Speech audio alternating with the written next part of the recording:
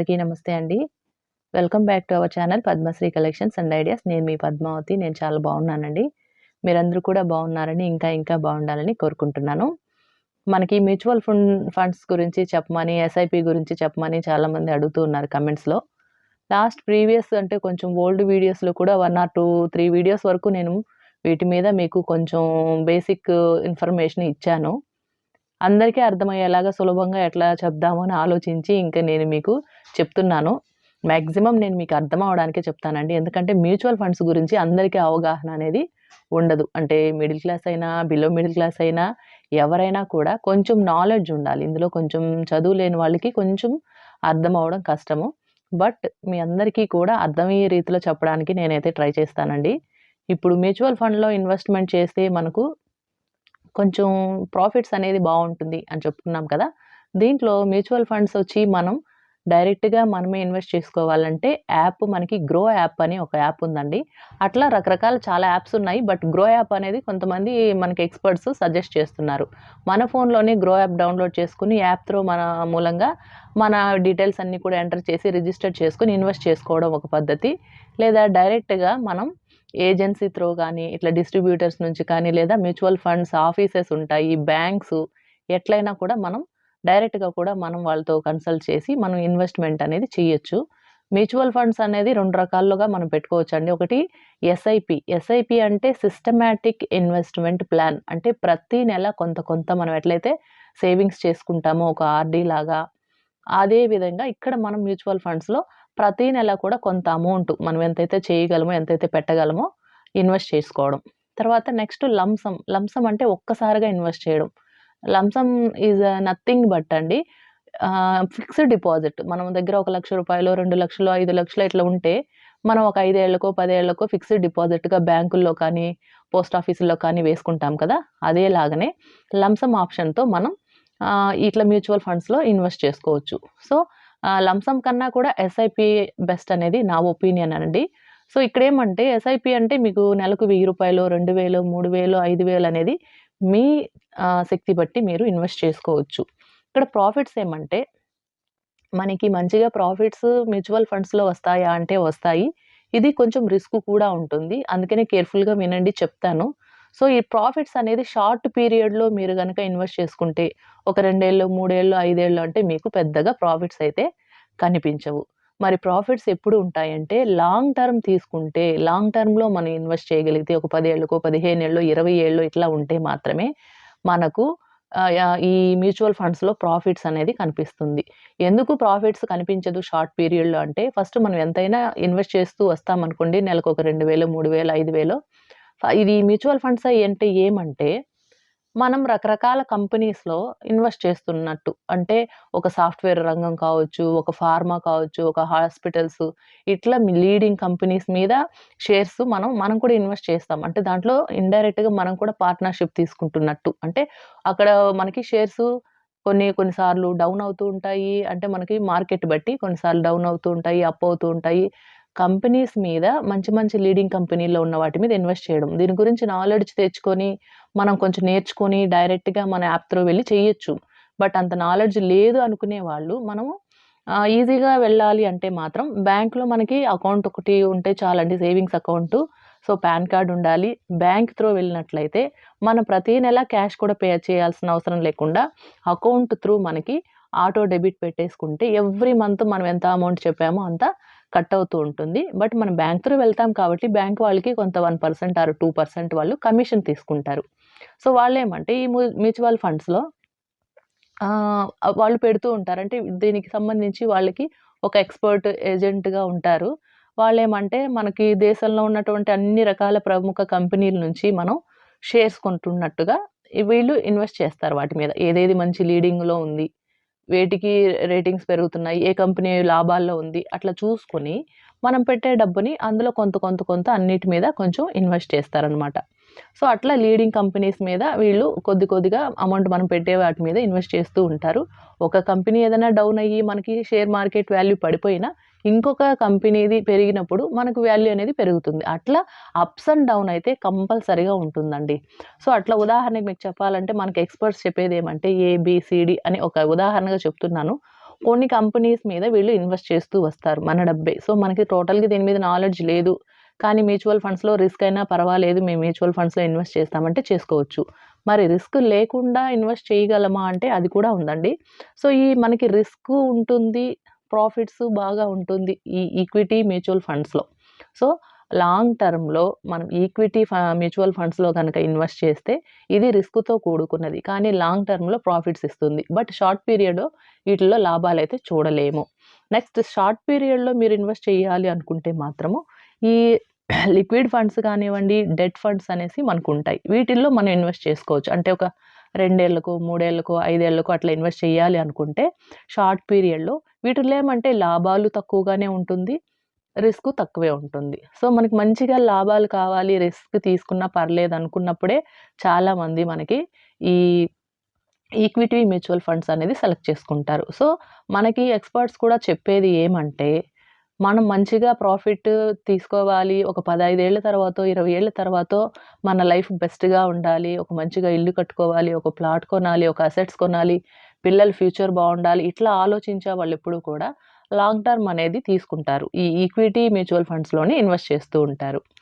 So, ఇంక మనకి మీకందరికి అర్థమయ్యేలాగా చెప్పాలంటే, ఇప్పుడు ఈ సెన్సెక్స్ నుంచి మనం సెన్సెక్స్ ద్వారా తెలుసుకోవడం ఏమంటే, ఈ ఈక్విటీ ఫండ్స్‌లో మనం ఇన్వెస్ట్ చేసుకున్నట్లయితే, లాంగ్ టర్మ్‌లో హ్యూజ్ ప్రాఫిట్స్ అనేది చూడొచ్చు. చాలా ఎగ్జాంపుల్స్‌గా మనకెంతోమంది ఎన్నో లక్షల్లో, కోట్లలో సంపాదించిన వాళ్ళున్నారు. ఎప్పుడో ఒక 20 ఏళ్ల ముందు షేర్స్ కొనిపెట్టిన వాళ్ళు మంచిగా ప్రాఫిట్స్ ఉన్నాయని చెప్పి అప్పుడప్పుడు మన న్యూస్‌లో కూడా చూస్తూ ఉంటాం కదా! సో, ఇందులేమంటే రిస్క్ ఫ్యాక్టర్స్ అయితే ఉంటాయండి. మీరు ఈక్విటీ ఫండ్‌లో మ్యూచువల్ ఫండ్స్‌లో పెట్టాలి అంటే మీకు ప్రాఫిట్స్ ఉంటాయి. రిస్క్ ఉంటుంది. సో, మీరే సొంతంగా చేసుకోవాలంటే ఇందాక చెప్పుకున్నట్లు మనకి గ్రో యాప్స్ చాలా యాప్స్ ఉన్నాయండి. మ్యూచువల్ ఫండ్స్ సంబంధించి చాలా యాప్స్ ఉన్నాయి. అందులో గ్రో యాప్ అనేది చాలామంది సజెస్ట్ చేస్తుంటారు కాబట్టి మీకు కొంచెం సబ్జెక్ట్ కొంచెం నాలెడ్జ్ ఉండి షేర్ వాల్యూసు, మార్కెట్ వాల్యూసు తర్వాత ఆ యాప్ నుంచి మీరు కొంచెం నేర్చుకోగలిగితే డైరెక్ట్‌గా మీరే మీ ఫోన్ నుంచి కూడా ఆటో డెబిట్ పెట్టుకొని ఇన్వెస్ట్ చేసుకుంటూ ఉండొచ్చు. అంత నాలెడ్జ్ లేదు మాకనే వాళ్ళే కదా అడుగుతున్నారు మ్యూచువల్ ఫండ్స్ గురించి, ఎస్ఐపి గురించి. సో, నేనేమంటే మీరు ఏదైనా ఒక మంచి బ్యాంక్ అంటే నేషనలైజ్డ్ బ్యాంక్ త్రూ వెళ్లారంటే అక్కడ మీకు అకౌంట్ ఆల్రెడీ ఉన్నిందనుకోండి ప్రాబ్లమ్ లేదు. సో, వాళ్ళు ఫార్మాలిటీస్ అన్నీ చెప్తారు. కేవైసీ అంటే నో యువర్ కస్టమర్ అని మీ డీటెయిల్స్ అన్నీ కూడా ఎంటర్ చేస్తారు. సో, వాళ్ళు కమిషన్ 1 ఆర్ 2% కమిషన్ తీసుకుంటూ అంటే మనకి ఆటో డెబిట్ అయిపోతుంది. మన అకౌంట్‌లో ప్రతి నెల ఏ డేట్‌కైతే మనం పెట్టుకుంటామో ఒక ఉదాహరణకి ఒకటో తారీఖో లేదా 10వ తారీఖు నుంచి, ఒకటో తారీఖు నుంచి 10వ తారీఖులోకి ఏదో ఒక డేట్ మనం ఫిక్స్ అయ్యామనుకోండి. ఆ డేట్ కల్లా మన అకౌంట్‌లో అమౌంట్ ఉండేలాగా చూసుకోవాలి. అట్లా ఆటో డెబిట్ అవుతూ ఉంటుంది. సిస్టమాటిక్ ఇన్వెస్ట్‌మెంట్ ప్లాన్‌లో ప్రతి నెల ఇంత అని చెప్పి మనం చెప్పిన దాని ప్రకారం మనకి మనకు ఆ అకౌంట్ నుంచి కట్ అవుతూ ఇన్వెస్ట్‌మెంట్ అనేది పోతూ ఉంటుంది. సో, అట్లా బ్యాంక్ అనేది మనకి బ్యాంక్ వాళ్ళు బ్యాంక్‌లో ఒక ఎగ్జిక్యూటివ్స్ ఉంటారండి. మ్యూచువల్ ఫండ్స్ అనగానే దానికి ఒక సెపరేట్‌గా ఒక వింగు. దాంట్లో మనకి ఎగ్జిక్యూటివ్స్ మనతో మాట్లాడి అన్నీ కూడా క్లియర్‌గా ఎక్స్‌ప్లెయిన్ చేస్తారు. సో, మీరు ఏదైనా డౌట్స్ వచ్చినా కూడా అక్కడ మీరు వాళ్ళ దగ్గర మీకు ఏ డౌట్ ఉన్నా కూడా అడిగితే క్లియర్ అండ్ కట్‌గా వాళ్ళు చెప్తారనమాట. సో, మీకు లాంగ్ టర్మ్‌లో తీసుకుంటాము, మంచిగా ఇన్వెస్ట్ చేసుకుంటామన్నా తీసుకోవచ్చు. లంప్ అయినా మీరు ఎస్ఐపి ఏదైతే సెలెక్ట్ చేసుకున్నా కూడా షార్ట్ పీరియడ్‌లో ఎందుకు ప్రాఫిట్స్ ఉండవు అంటే, మనము ఇది రిస్క్ ఎందుకు అంటే, కొన్నిసార్లు కంపెనీ వాల్యూస్ పడిపో పడిపోవచ్చు. కొన్నిసార్లు పెరగొచ్చు. అంటే వ్యాపారమే కదండీ! ఇది వ్యాపారం. ఇప్పుడు ఒకటే ఉదాహరణకు చెప్తానండి. ఇప్పుడు ఉద్యోగం చేసే వాళ్ళకి ప్రతి నెల ఒక 20,000, 30,000 జీతం వస్తుంది. సో, ఇందులో ఏం రిస్క్ ఉండదు. మనం పని చేస్తాము. మనం పనికి తగినట్లుగా జీతం ఇస్తారు. సో, ఇందులో హై ప్రాఫిట్స్ అనేది ఉండదు. ఇది బిజినెస్ కాదు, వ్యాపారం కాదు కాబట్టి ఉద్యోగం మాత్రమే చేస్తున్నాము. సో, మనం షార్ట్ పీరియడ్‌లో ఇన్వెస్ట్ చేస్తే ఇది కూడా అంతే. రిస్క్ ఉండదు.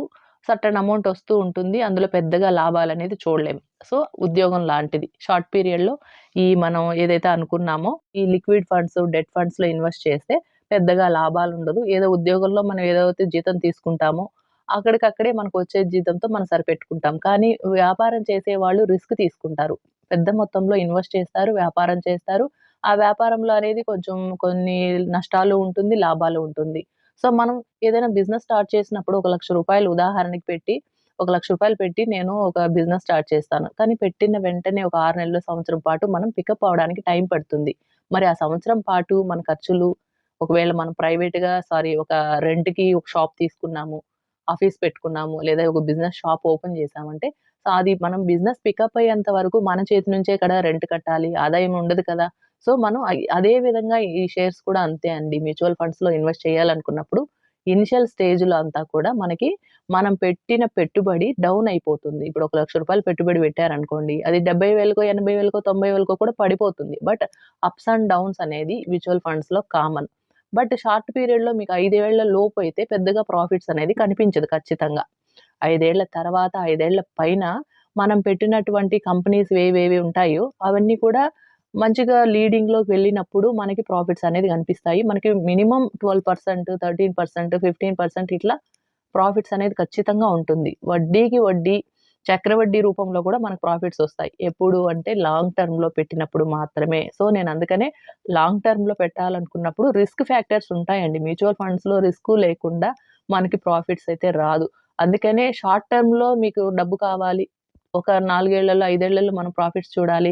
4, 5 ఏళ్లలో మీరేదైనా టార్గెట్ పెట్టుకొని 4, 5 ఏళ్లలో మనకి డబ్బొచ్చేయాలి మనం పెట్టిన పెట్టుబడి లాభాలతో అంటే కుదరదు. సో, మీరు లాంగ్ టర్మ్ చూస్ చేసుకొని సో, మంచి బ్యాంక్స్ కానీ, ఏదన్నా డిస్ట్రిబ్యూటర్స్‌ని కానీ, లేదంటే మనకు మ్యూచువల్ ఫండ్స్ కంపెనీస్ కూడా ఉంటాయండి. మనకి ప్రైవేట్ ఆర్గనైజేషన్స్‌లో మ్యూచువల్ ఫండ్స్ గురించి సెపరేట్‌గా ఆఫీసెస్ ఉంటాయి. డైరెక్ట్‌గా వెళ్లి కలవచ్చు. అలా మీకు తెలీదనుకుంటే ఎనీ సెంట్రలైజ్డ్ అంటే నేషనలైజ్డ్ బ్యాంక్స్ ఏదైనా ఎస్‌బీఐ కానీ, ఐసీఐసీ గానీ అంటే మీకేదైతే మంచి బ్యాంక్ అనిపిస్తుందో అలాంటి బ్యాంక్స్‌లో వెళ్లి మీరు ఒకసారి కాంటాక్ట్ చేసి, ఇట్లా మ్యూచువల్ ఫండ్స్‌లో మేము ఇన్వెస్ట్ చేయాలంటే ప్రాసెస్ ఏంటి అని అడిగారంటే, వాళ్ళు పిన్ టు పిన్ అన్నీ కూడా చక్కగా ఎక్స్‌ప్లెయిన్ చేస్తారండి.